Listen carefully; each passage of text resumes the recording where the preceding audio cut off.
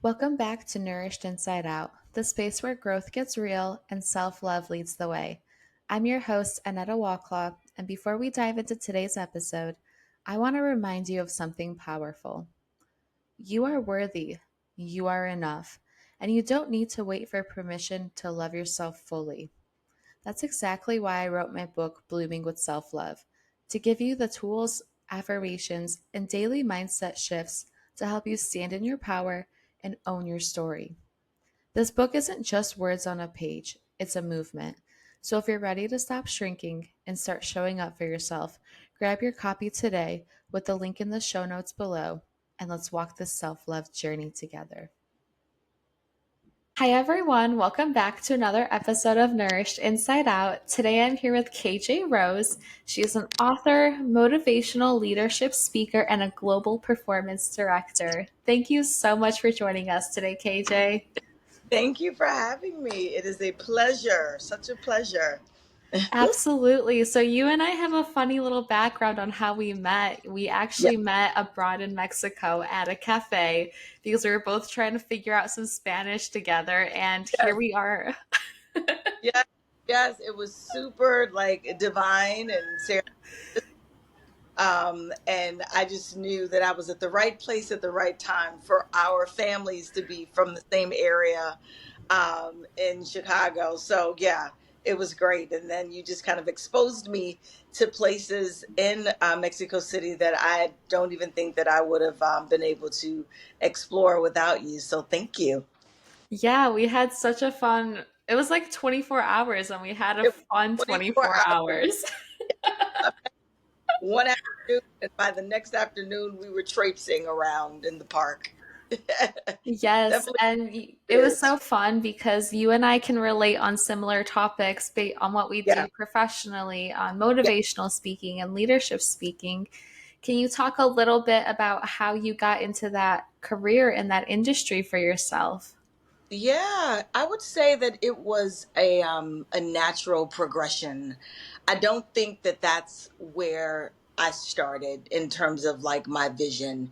I began as a performer. I was singing background for artists like Carl Thomas and Britney Spears and Janet Jackson and Justin Timberlake, Shanti and Monica and I really thought that in the midst of trying to battle the stage fright, that singing background would really help me to cultivate and hone my skills. I thought that I would just be a performer for the rest of my life, but the goal was always to stay prayerful and ask God to order my steps and to stay open. I reached a moment where I was like, okay, I've done it as a performer. That which I thought was going to last for many, many seasons was only meant to last a few seasons. And I'm so glad that I was open to the whispers of, okay, I've got something else for you to do.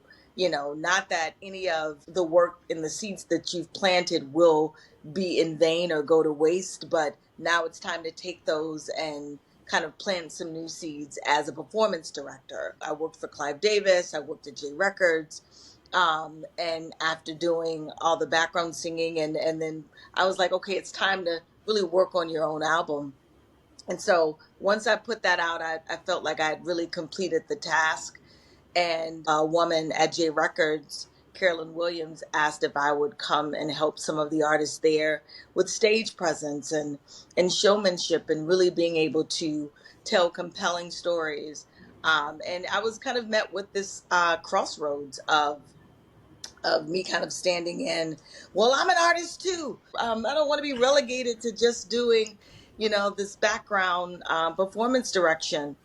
But I realized that, the story could have ands, and not buts. I didn't have to do that in lieu of something else. I also needed to know that I wasn't doing that in lieu of the performing as a solo artist, not working because it was working. I was at that moment, at that time, I felt, empowered to also take all the information that I had gathered in the marketplace and really help other artists to truly find themselves as in their voice on stage. So that's really how it got started. That's incredible. Thank you for sharing your background and your journey and how it has evolved. There's so many gems that you threw out there. Phil, first of all, you started off as a background performer and you knew there was a bigger calling, you knew there was a bigger purpose in you. When you were transitioning from being a background performer to stepping into this leadership role, did you feel like you still wanted to be a performer, or did you feel ready to step into that leadership role? And what were your emotions like? Once I really understood what the new assignment was, it didn't require me to have to do away with or be less of a performer. It was just, and I feel like the performer in me is what other artists trusted to kind of help lead them in a way to step outside of their comfort zone and to stretch themselves. I spoke their language. So I never had to hide or deny myself that performer. I just got to explore other ways of performing, other ways of being an artist, not in the conventional sense, but definitely as a coach, as a director. I made the decision that, this really felt like the natural progression of my career. And I'm grateful that I gave myself this diverse presence in the industry. I'm sure back then I was like, but wait a minute. But once I truly understood that I could actually reframe, and I could create the narrative that I wanted and move accordingly. I was very grateful that I got to play this new position in the music industry. That's so beautiful because there's a huge message in there. A lot of times, like you were having a lot of success with being a performer, and most people would say, that's enough for me, or I'm comfortable here. And that's cool, but sometimes we have to look at God and understand that God has bigger plans for us. And even though you had this big role in this big career as a performer, He was like, let me take you to the next level. What was that like for you to go off of faith on that? Because that's also a big step. You're a background performer and now you're stepping into a leadership role. So, what was Yeah. that journey like for you? A lot of times we can get caught in kind of the emotion of what we're currently, feeling in this role. Like it's like, oh my God, I'm doing, you know, greatest things I'd ever imagined. And then, so to imagine that God wants to take you higher, oftentimes is unimaginable. It was a complete faith walk. At the time, I had become a little exhausted Mm. with the constant having ask others or be validated by others to like my music, to decide if it was good enough to get this record deal. And I want to say that I had become very clear that I was meant to do more than that. While I did not have the playbook on it, my resource, was the divine. It was like He navigated my steps in this, and I knew that I was moving into more of a service business. With that, my steps would be ordered because I was lending my gifts to other people. And so I wanted to make sure that whoever came into my environment or my atmosphere, that I was not moving hastily. I was not moving out of desperation, but I was moving because I was called to that particular artist and they were called to me. Right. And so I always wanted to make sure that we were aligned in the assignment. And that is an absolute complete faith walk, and trusting that I can't lean into my own understanding, that I really have to know that the marketplace that He was sending me in, I was going to have to have a level of obedience and also a real level of discernment so that I can make sure that the people that He brought to me, I could actually add value to. That's so valuable. It's really doing the full faith walk and having the obedience and having the discernment, especially like you're not fully changing careers because you're staying in the same industry. You're just Yeah. changing roles and you're stepping Yeah. into leadership. Yeah. I really love how you explain that because I think entrepreneurship is 100% of faith Yeah. based. Yeah. It's no faith, then you can't do anything great. And I always say if you acquire success really fast, really quick, and a lot of it, then it's not going to last because you didn't take time to build that foundation. But if you take the faith walk and you are obedient and you have discernment, you're building that stable foundation. So Yeah. then when you grow, you have the opportunity to create something great and impact many lives. For somebody who is in the performance industry and they are looking for the next thing or they feel kind of lost in their path, what do you recommend for them to do to help find that clarity in their path? Because I was personally in the performance industry, but on the dancer side, and Yeah. I had a lot of confusion whether am I supposed to go to this audition? Am I supposed to be in this class? How can somebody try to find that clarity? Yeah. Well, I think that it is very tough to ask for the approval of others when you have not first approved yourself. Mm. And so in that approval, it's how well do you re-champion your story on a daily basis?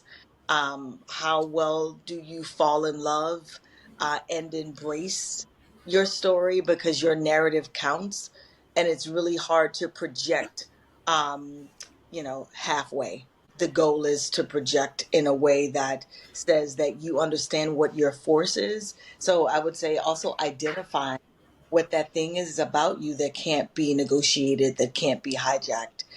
For me, it's energy, it's empathy. Those have become the navigational tools in which I move forward, in which I do the work with artists and with executives and with humans. And lastly, it would be understanding your power, the power of your self talk. What are the words that you're saying to yourself to be the counter shock of the doubt and the fear? Um, Understanding that it is very tough to lead others when there is uncertainty on your end, when you haven't done the work.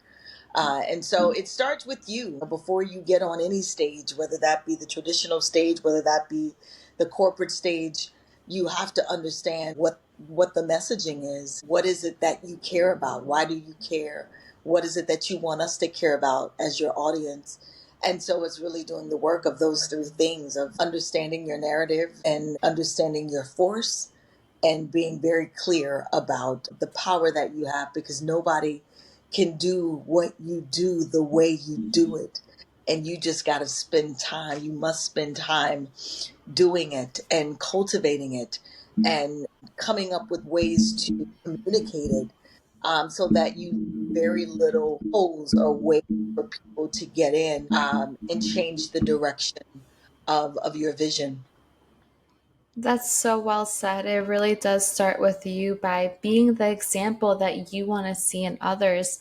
Going back to a previous point that you said, is that when you were stepping into this leadership role, people trusted you because you were able to connect with them and you were able Yeah, to relate with them.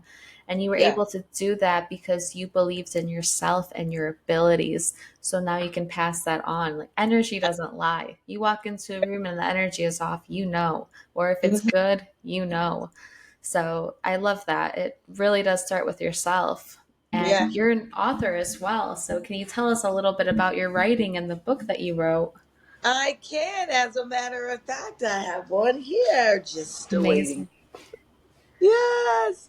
Um, the book is called The Rose Effect: 8 Steps to Delivering the Performance of Your Life. And, before I even talk about it, I want to just kind of share the mindset leading up to it, because I felt like was not trying to be in this author realm. I didn't know when I got the whisper of, hey, maybe you take all the information you have and you put it on pages. But again, it was me limiting God in real time and basically saying, but I don't know if what I do in the studio translates to pages, how I communicate and how I encourage the artist. I don't know what that looks like in terms of a book, because everyone requires something different, right? These are custom curated sessions. I initially did the Rose Effect, a guide to delivering the performance of your life, because I really thought that a guide was less invasive, right? If it worked, great. If it didn't work, no harm, no foul. No harm, no foul. I felt like a guide was me halfway committing. A few friends really kind of convicted me and said, well, why won't you say, steps? Why won't you offer 8 steps to delivering the performance of your life? I was like, steps means that when you get to the end, that there must be a change. What if they don't feel a change?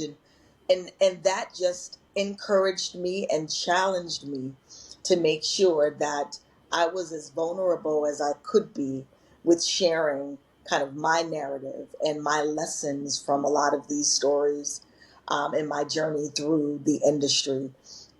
Because the more I shared, the more the hope was that it penetrated your spirit and also empowered you to go and create some moments for yourself. I am excited about it. It was therapy for me.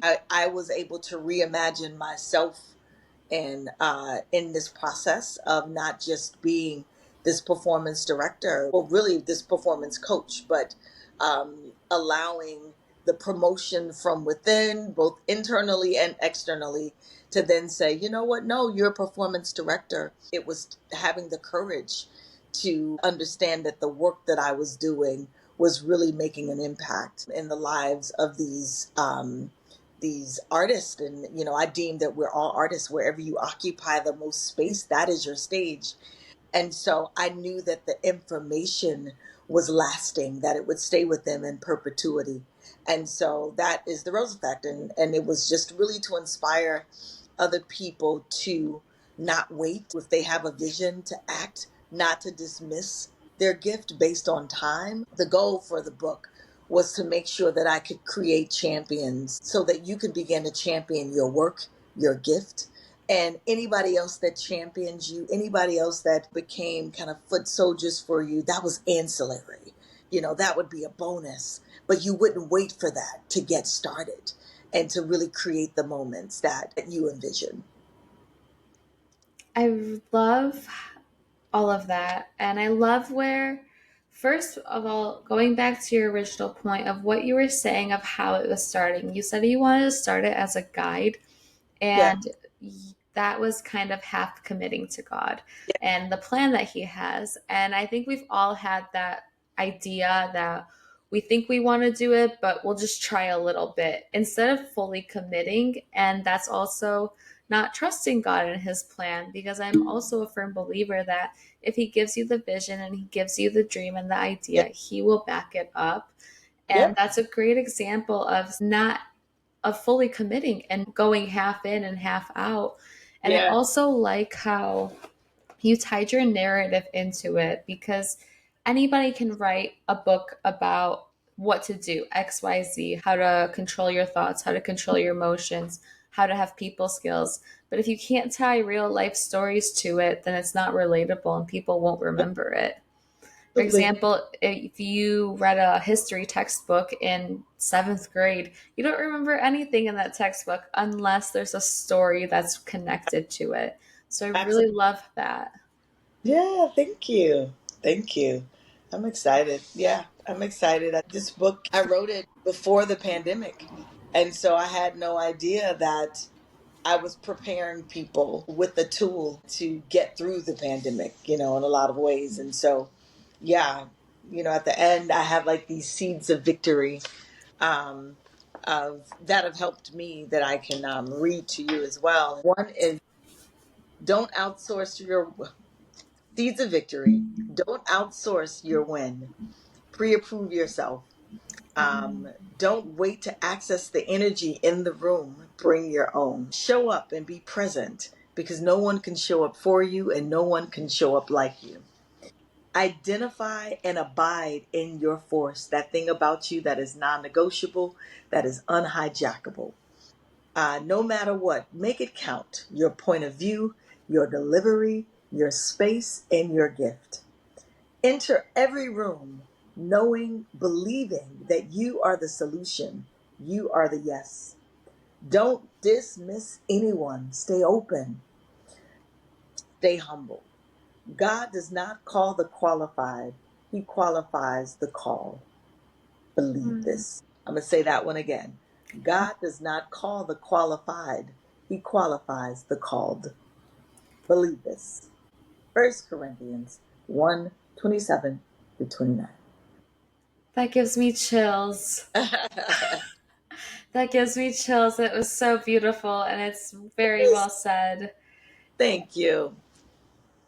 The Bible doesn't lie either. The truth comes from there. And I saw this verse and it was saying a prophet is not accepted in their own hometown. And it's exactly like you need to step outside your comfort zone and go to the unfamiliar. And that's where Yeah, you're going to find your purpose. And that's where you're going to find your calling because the people in your hometown, they know you based on your past. They know who you were since you were kids. So yeah, they're not going to want to see you grow and blossom into the person you right. are. And that is just so beautiful. Yes, yes. Yes. Speak it, Aneta. Speak it. Yeah, yeah. It's Wow. been great. So are you writing another book or are you mainly working with the first book that you have now? Uh, well, this book has been the gift that keeps on giving. It's a body of work that just kind of maintains in the